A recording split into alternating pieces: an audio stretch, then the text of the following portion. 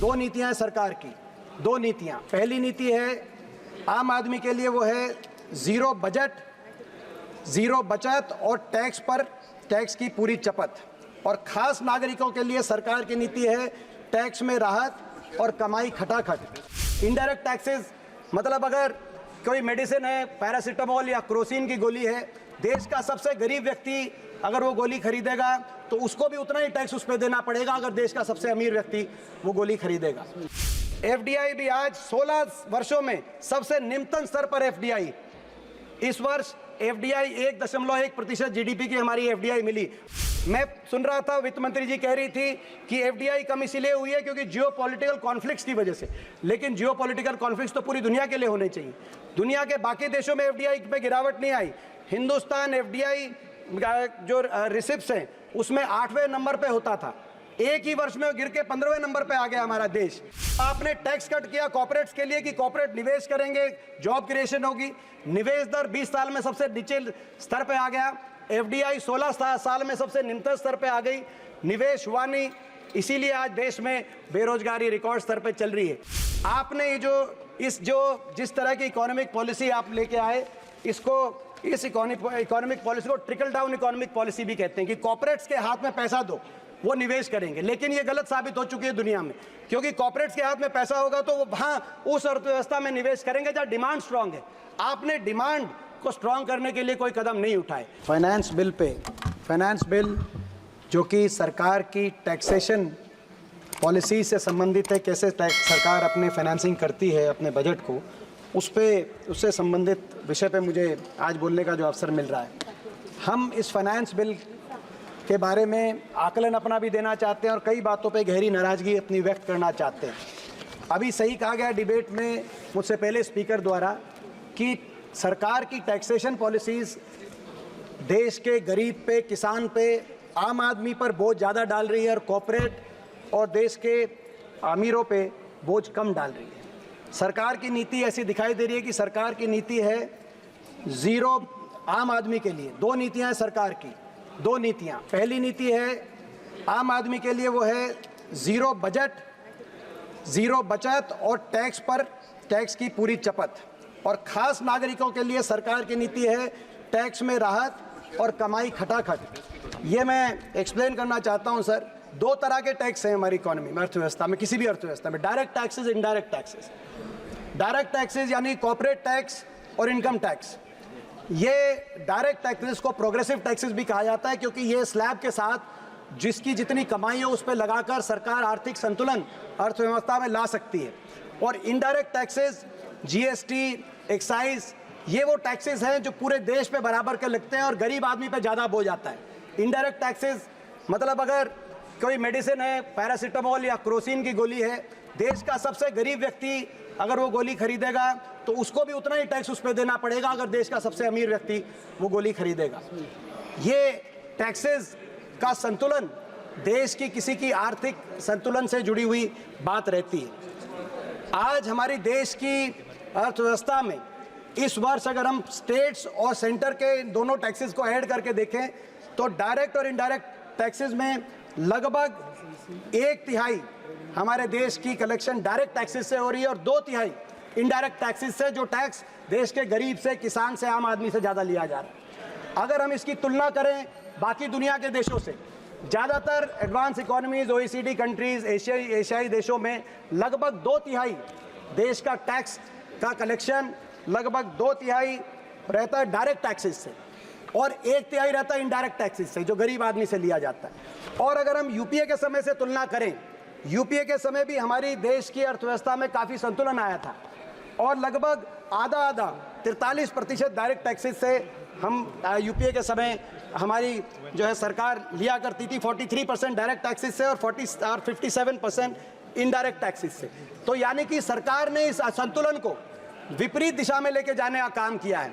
आज direct taxes में के माध्यम से कम कलेक्शन हो रहा है, कॉर्पोरेट और उसमें भी कॉर्पोरेट के टैक्सेस में सबसे ज़्यादा राहत सरकार ने देने का काम किया। पहली मर्तबा देश में इनकम टैक्स कॉर्पोरेट टैक्स से ज़्यादा इनकम टैक्स से कलेक्शन हो रहा है और अगले वर्ष तक पहली मर्तबा जीएसटी कलेक्शन भी कॉर्पोरेट टैक्स से ज़्यादा होगी। तो कॉर्पोरेट टैक्स से सबसे कम कलेक्शन हुआ और कॉर्पोरेट टैक्स के कलेक्शन में गिरावट आई है पिछले कुछ वर्षों में, खास तौर पे 2019 में जब कॉर्पोरेट टैक्स में राहत दी गई 30% से घटाकर 22% तक कॉर्पोरेट टैक्स को कम किया गया। आपकी नीयत क्या रही उस समय, उस पर मैं प्रश्न नहीं कहूँगा, लेकिन जब आपने बड़े उद्योगपति घरानों को, कॉर्पोरेट्स को ये राहत दी तो आपने कहा कि आप राहत इसीलिए दे रहे हैं कि अर्थव्यवस्था के अंदर निवेश हो, अर्थव्यवस्था में निवेश बढ़े, इन्वेस्टमेंट हो, और इस वजह से पिछले 5 साल में 8.7 लाख करोड़ की राहत देश के कॉर्पोरेट्स को देने का काम आपकी सरकार ने किया। लेकिन हकीकत क्या हुई? हकीकत ये हुई कि निवेश बढ़ने की बजाय इन 5 वर्षों में निवेश लुढ़क गया।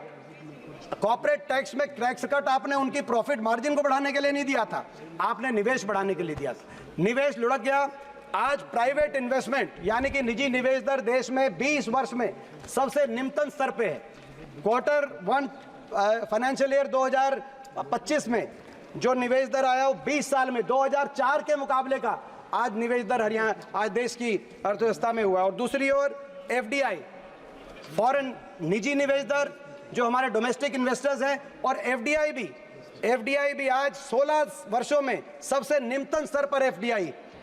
इस वर्ष FDI 1.1% GDP की हमारी FDI मिली। मैं सुन रहा था वित्त मंत्री जी कह रही थी कि FDI कम इसीलिए हुई है क्योंकि जियोपॉलिटिकल कॉन्फ्लिक्ट्स की वजह से, लेकिन जियोपॉलिटिकल कॉन्फ्लिक्ट्स तो पूरी दुनिया के लिए होने चाहिए। दुनिया के बाकी देशों में FDI में गिरावट नहीं आई।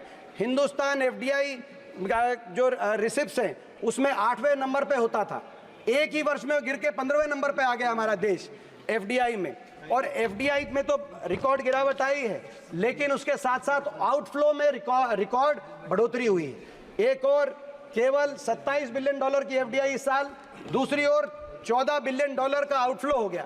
तो आपने टैक्स कट किया कॉर्पोरेट्स के लिए कि कॉर्पोरेट निवेश करेंगे, जॉब क्रिएशन होगी।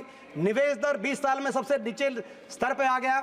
FDI 16 साल में सबसे निम्नतम स्तर पे आ गई। निवेश हुआ नहीं, इसीलिए आज देश में बेरोजगारी रिकॉर्ड स्तर पे चल रही है। आपने ये जिस तरह की इकोनॉमिक पॉलिसी आप लेके आए, इस इकोनॉमिक पॉलिसी को ट्रिकल डाउन इकोनॉमिक पॉलिसी भी कहते हैं कि कॉर्पोरेट्स के हाथ में पैसा दो, वो निवेश करेंगे। लेकिन ये गलत साबित हो चुकी है दुनिया में, क्योंकि कॉर्पोरेट्स के हाथ में पैसा होगा तो वो वहाँ उस अर्थव्यवस्था में निवेश करेंगे जहाँ डिमांड स्ट्रांग है। आपने डिमांड को स्ट्रांग करने के लिए कोई कदम नहीं उठाए। जब तक डिमांड हमारी डिमांड भी अगर आप देखें, रूरल सेक्टर में डिमांड पिछले 5 साल से फ्लैट है। आज कृषि सेक्टर में डिमांड हमारी पिछले 7 साल से फ्लैट है। डिमांड जब तक इकोनॉमी में नहीं आएगी तब तक कॉर्पोरेट्स हमारी इकोनॉमी के अंदर निवेश नहीं करेंगे। मैं सरकार से कहना चाहता हूँ, ये जो आपने ट्रिकल डाउन इकोनॉमिक्स जो फेल हो चुकी है, ट्रिकल डाउन इकोनॉमिक थ्योरी, उसको हिंदुस्तान में प्रयास करने के लिए 10 साल लगा दिए आपने कॉर्पोरेट्स को फायदा। एक बार आप हिंदुस्तान के आम आदमी के हाथ में पैसा देके देखें, आप डिमांड साइड इकोनॉमी की तरफ कदम बढ़ाएं।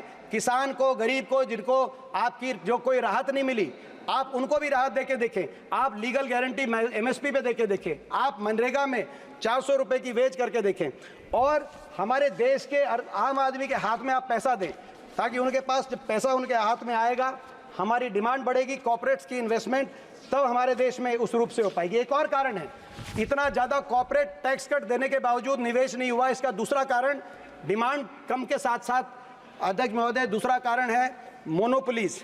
हमारे देश में क्रोनियज्म और क्रोनी मोनोपोलीज क्रिएट हो रही हैं।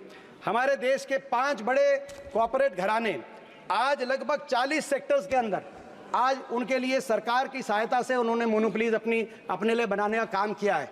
सीमेंट, पोर्ट, डिफेंस, टेलीकॉम, ये वो सेक्टर हैं जिन सेक्टर्स में अब तो न्यूक्लियर की भी बात आ रही है। कुछ कॉर्पोरेट घराने इन सेक्टर्स में मोनोपोलीज क्रिएट कर रहे हैं। लीगल और पीनल एनवायरनमेंट सरकारी एजेंसीज के माध्यम से ऐसा बनाया जा रहा है, जब मोनोपोलीज क्रिएट हो जाया करती हैं तो मोनोपोलीज में आप ये देखेंगे कि मोनोपोलीज के अंदर जो है दूसरा निवेश नहीं होगा। तो हमारी ये मांग है सरकार से कि ये असंतुलन जो बना है, जो गरीब आदमी से ज़्यादा लिया जा रहा है टैक्स, और कॉर्पोरेट्स को राहत दी जा रही है, इस संतुलन को सरकार सुधारने का काम कर। मैं एक और उदाहरण देना चाहता हूँ कैसे टैक्स लिया जा रहा है।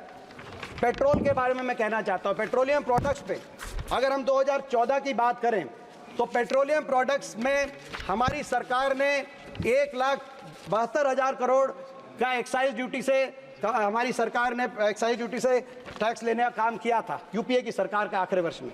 मगर 42,000 करोड़ वापस सब्सिडी में देने का काम किया था। मात्र कमाई पेट्रोलियम प्रोडक्ट से उस समय सरकार में 30,000 करोड़ थी।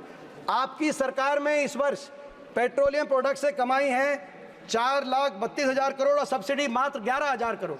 केवल पेट्रोलियम प्रोडक्ट से आपने 4,20,000 करोड़ देश की आम जनता से आप कमाई करने का काम कर रहे हैं। जहां हमारी सरकार एक वर्ष में 30,000 करोड़ करती थी, आप 4,20,000 करोड़ कर रहे हैं पेट्रोलियम प्रोडक्ट से।